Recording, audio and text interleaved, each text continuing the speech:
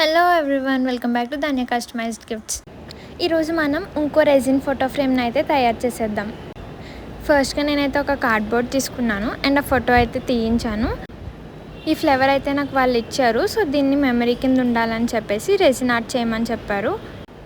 So first అయితే నేను ఇలా ఫ్లవర్స్ని అన్నిటిని అరేంజ్ చేసేసుకున్నాను. నెక్స్ట్ వచ్చేసి హ్యాపీ బర్త్డే అని చెప్పేసి మార్కర్తో అయితే నేను రాసుకున్నా.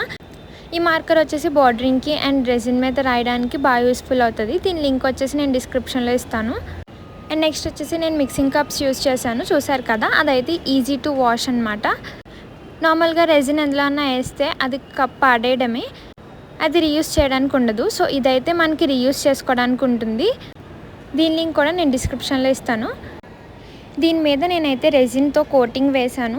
ఫస్ట్ కొంచెం వేసాను, తర్వాత మళ్ళీ కొంచెం వేసాను. ఆర్డర్ సెట్ చేసుకుని ఫ్లవర్స్ని డిప్ చేసుకున్నాను. డిప్ చేసుకున్న తర్వాత నేను కొన్ని కుందన్స్ అండ్ స్టోన్స్ తీసుకొని రెజిన్ ఆర్ట్ని ఇంకా నీట్గా డెకరేట్ చేశాను, ఒక మంచి ఫినిషింగ్ రావడం కోసం. అండ్ మళ్ళీ దాని మీద రెజిన్ వేసి కోటింగ్ ఇచ్చాను.